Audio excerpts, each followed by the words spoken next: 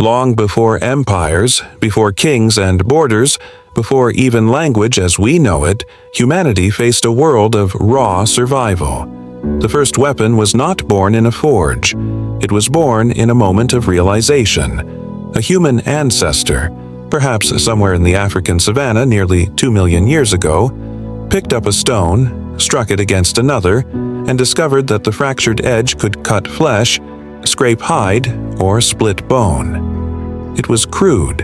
It was simple, but it was the beginning of everything. That chipped stone was more than a tool. It was the first spark of technological warfare, the moment when intelligence began to compensate for fragile bodies and dull claws. From that instant onward, humans would reshape the balance of nature, and eventually the balance of power among themselves. The story of weapons is not merely a story of violence. It is a story of curiosity, invention, desperation, and brilliance. It is the story of how humanity learned to turn stone into fire.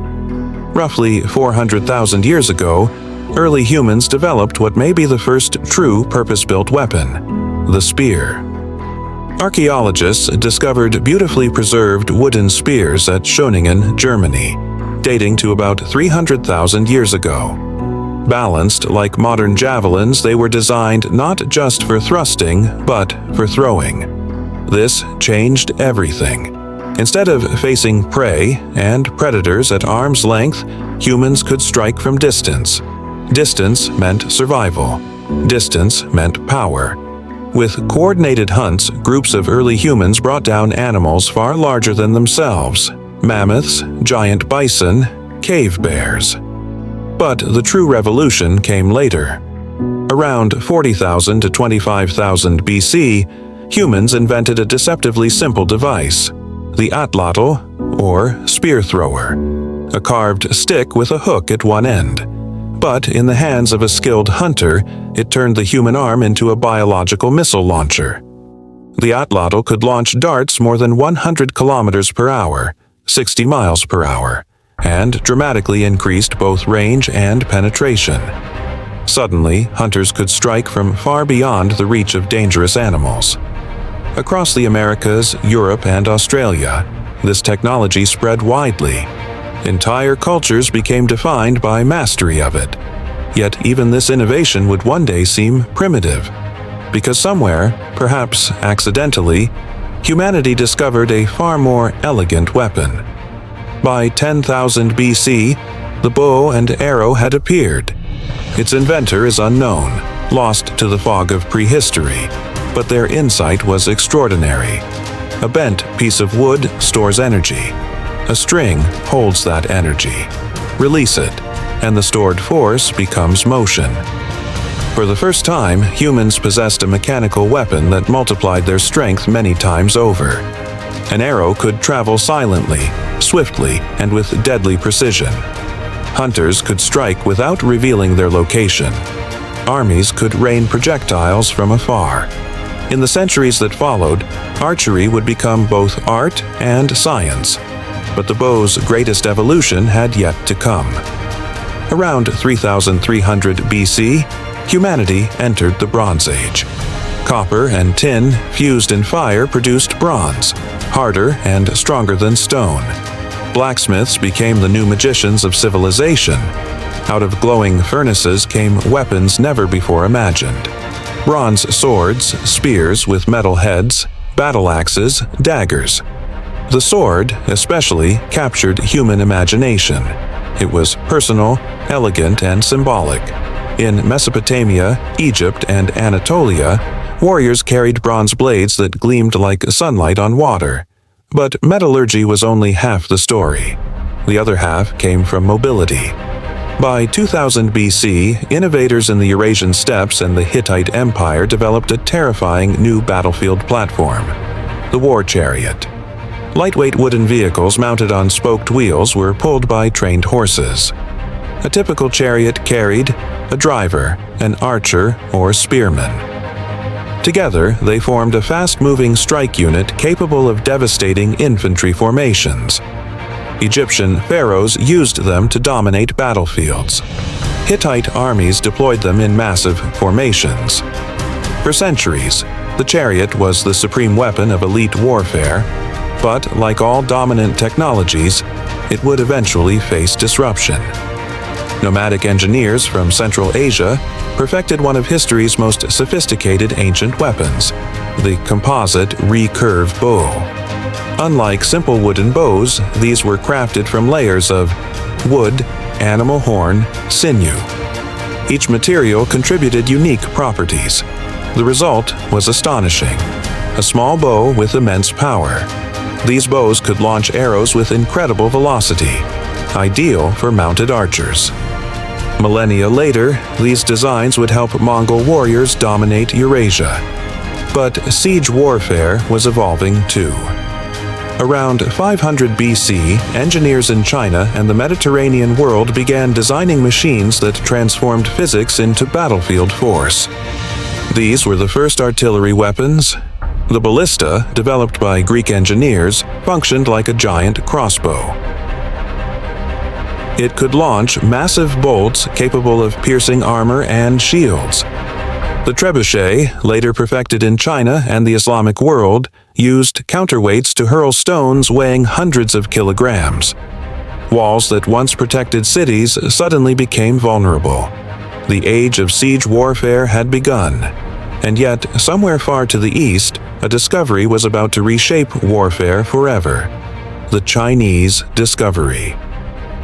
In the 9th century AD, Chinese alchemists searching for an elixir of immortality made an explosive mistake. They mixed salt, peter, sulfur, charcoal. The result was gunpowder. Instead of eternal life, they had created something capable of immense destruction. Early Chinese texts warned, "It burns the hands and face." Yet curiosity overcame caution. Soon, gunpowder was used in fire arrows, bombs, and primitive flamethrowers called fire lances, rockets, and fire. By the Song dynasty, Chinese engineers developed some of the earliest rockets. Arrows fitted with gunpowder tubes screamed through the sky, trailing sparks and smoke. Though inaccurate, they terrified enemies. Technology was now merging chemistry with warfare. And, like many powerful ideas, it would not stay contained. The Mongol conduit. The Mongol Empire, forged by Genghis Khan, became history's most effective vector for military technology. As Mongol armies swept across Asia and into Europe in the 13th century, they carried knowledge, including gunpowder weapons, with them. Trade routes and warfare spread the secret westward. By the 1200s, Europeans had begun experimenting with gunpowder themselves, and the result would change warfare forever. Cannons arrive. The earliest cannons appeared in China in the 13th century, and by the 14th century they had reached Europe. Primitive hand cannons were little more than metal tubes mounted on wooden shafts. To fire them required gunpowder, a projectile, a lit fuse. Crude though they were, they could punch through armor that once seemed invincible. Stone castle walls, symbols of feudal power, began to crumble under cannon fire. Centuries-old military traditions were collapsing. The longbow's last stand. Even before firearms dominated warfare, another weapon had already humbled armored knights: the English longbow. Made from yew wood and standing as tall as the archer, it required years of training to master. But in battle, it was devastating. At the Battle of Crécy, 1346, and later Agincourt, 1415, English archers fired thousands of arrows into advancing French knights. Armor that once symbolized invulnerability became a liability in muddy fields under relentless arrow storms. The age of heavily armored knights was ending. Gunpowder would soon finish the job. The matchlock. By the 15th century, European gunsmiths created the matchlock mechanism. A burning cord, called a slow match, was lowered into a pan of gunpowder when the trigger was pulled. This ignited the charge inside the barrel. For the first time, firearms became practical battlefield weapons. They were slow and unreliable, but they required far less training than mastering a longbow. Armies began to shift. Skill was giving way to industrial weaponry, the wheel lock and flintlock. Innovation accelerated. In 1509, engineers invented the wheel lock, a mechanical spark generator that eliminated the need for burning cords. Later, in the 17th century, the flintlock mechanism became dominant. It was faster, safer, and far more reliable. Now soldiers could fire multiple shots per minute. Musket lines marched across battlefields from Europe to Asia. Empires rose and fell around the thunder of gunpowder. But one quiet innovation made firearms far more lethal: the secret spiral. In 1498, gunsmiths discovered that cutting spiral grooves inside barrels caused bullets to spin. This principle, rifling, dramatically improved accuracy. A spinning bullet stabilized in flight, much like a thrown football. At first, rifled weapons were rare and slow to load, but in the centuries to come, rifling would become standard in nearly every firearm. The science of ballistics had begun. Samuel Colt and the revolver. In 1836, an American inventor named Samuel Colt patented a revolutionary design: the revolver. His Colt-Patterson pistol contained a rotating cylinder holding multiple bullets. For the first time, a handgun could fire several shots without reloading. This changed personal combat dramatically. Revolvers became symbols of the American frontier, lawmen and outlaws alike. But even more dramatic changes were coming. The Minié Ball. In 1849, French officer Claude Etienne Minié developed a new bullet, the Minié Ball. It was conical and hollow-based. When fired, the base expanded, gripping rifling grooves. This allowed rifles to load quickly while maintaining high accuracy. During conflicts like the American Civil War, soldiers could now kill accurately at distances once unimaginable. Battlefields became vastly more lethal. Old tactics, dense formations charging across open ground, turned into massacres. The Gatling Gun.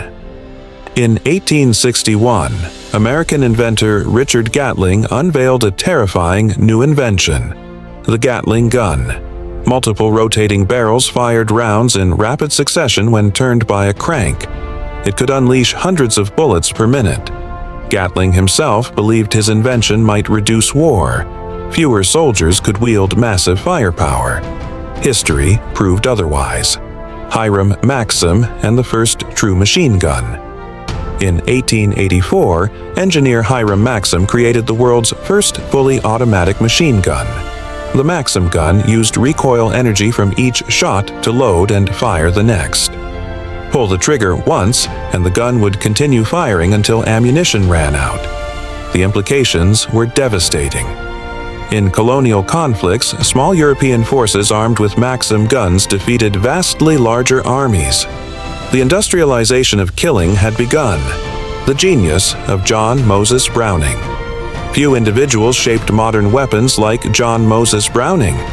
His creations included the M1911 pistol, the Browning automatic rifle, BAR, the M2.50 caliber machine gun.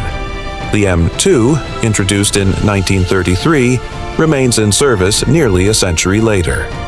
Browning's designs combined reliability, elegance, and deadly efficiency.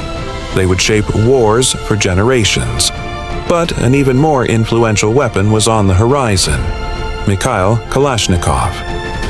In 1947, Soviet engineer Mikhail Kalashnikov introduced a rifle that would become the most widespread firearm in history: the AK-47.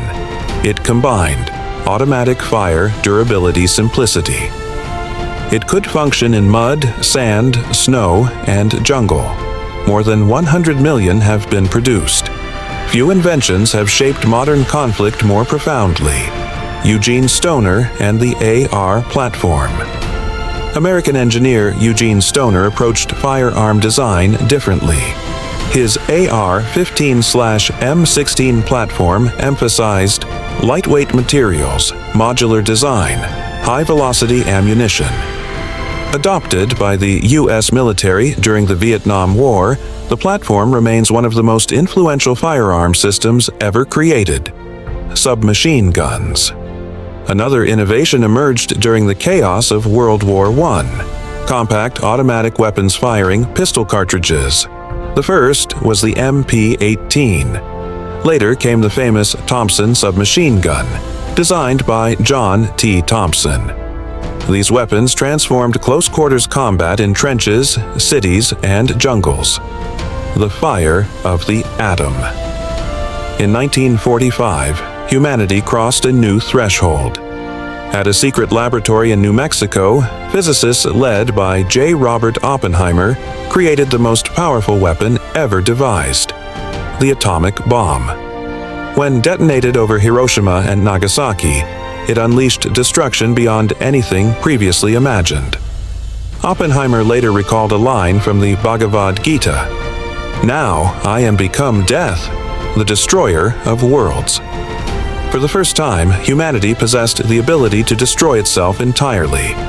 The age of precision. Modern warfare has shifted again. Weapons are no longer defined only by raw power. They are defined by precision. Unmanned aerial vehicles, drones, can strike targets thousands of kilometers away. Guided missiles navigate using satellites. Computers calculate trajectories in milliseconds. Weapons have become systems, networks of sensors, algorithms, and machines. The distance between decision and destruction has never been shorter. Epilogue: the endless edge. From chipped stones to nuclear fire, the story of weapons is also the story of humanity itself. Every invention reflects a paradox. The same intelligence that builds cities and cures disease also builds instruments of war. Weapons have driven astonishing technological progress. Metallurgy, chemistry, physics, engineering, computing. But they have also fueled endless arms races, pushing nations toward ever greater destructive power. Now, new frontiers loom. Artificial intelligence-guided weapons, directed energy lasers, hypersonic missiles, autonomous combat systems. The next chapter of this story is already unfolding, and like every chapter before it, it will be shaped not just by machines, but by the choices of the humans who create them. Because the greatest weapon humanity has ever possessed has never been steel, gunpowder, or uranium. It has always been the human mind, and the story of that mind and the tools it builds is far from over.